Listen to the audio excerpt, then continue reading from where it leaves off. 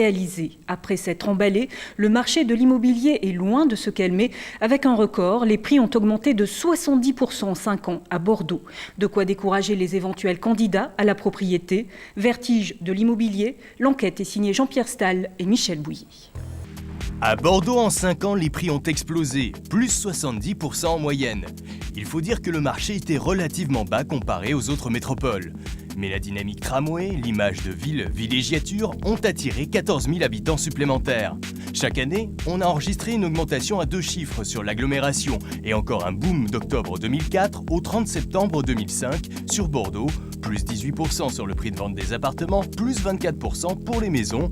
Les notaires qui ont passé ces actes expliquent ce phénomène très simplement, plus de demandes que d'offres, des taux d'emprunt bas et un allongement des crédits à 25, 30, voire 35 ans.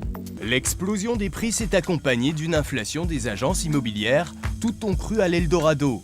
1500 ont ainsi poussé comme des champignons au carrefour stratégique de Bordeaux ou sur les grands axes des villes de Gironde. Armelle, elle, est entrée au service de l'agence Erat Talence voilà plus d'1 an. Elle a déjà vendu plusieurs appartements et maisons.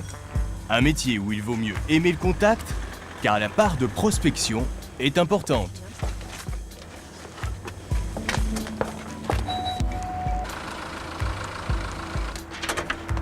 Vous cherchez pas de maison dans le quartier? Non. Bon. Bonjour.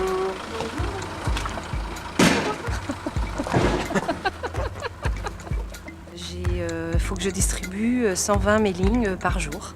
Voilà mon but. Faut que j'ai 10 contacts physiques. Donc je fais à peu près 5 sonnettes par rue ou 6, tout dépend. Et celle à côté, elle est pas vide? Ah non, mais elle a été achetée il y a 2 ou 3 ans de ça. Oui. Et elle est habitée? Oui, Ah, oui, elle est habitée, d'accord. oui, elle est habitée. Je peux vous laisser un petit mailing si vous entendez des choses. Bien sûr. Voilà. Et vous avez la recette de truffes au chocolat derrière. Quand je vois le prix des appartements et des maisons, je me dis c'est une honte pour les jeunes. Pour 100 briques, t'as plus rien, mieux que le film, la réalité aujourd'hui. La moindre petite échoppe se négocie autour de 200 000 €, avec travaux bien sûr. C'est à prendre ou à laisser, même à proximité d'une voie ferrée ou de boulevard, car il faut bien débuter un projet immobilier. Un marché qui n'est pas prêt de chuter, les particuliers tentent toujours de vendre leurs biens plus chers avec des agences qui traquent leurs petites annonces. Ces dernières paient un prestataire de service, un mouchard, qui va les renseigner sur l'historique des annonces passées, sur les journaux ou sur Internet. Et chaque jour, nous avons donc, et même plusieurs fois par jour, on a ces données qui nous sont communiquées par mail, qui nous permettent donc de contacter les particuliers de façon à leur proposer nos services. Voilà le jardin, une centaine de mètres carrés. Des services plutôt bienvenus pour vendre cette cabane au fond du jardin. Annoncée comme idéal premier achat, le tour du propriétaire est rapide, salle de bain, cuisine, chambre et séjour tiennent dans 30 mètres carrés, le tout 95 000 €.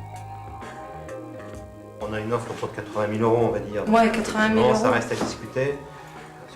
Il y a encore quelques travaux de finition à faire dans cette maison, donc ça peut partir dans ces prix-là maintenant. Et à ce prix-là, faut pas rêver, la vue est imprenable sur la voie ferrée.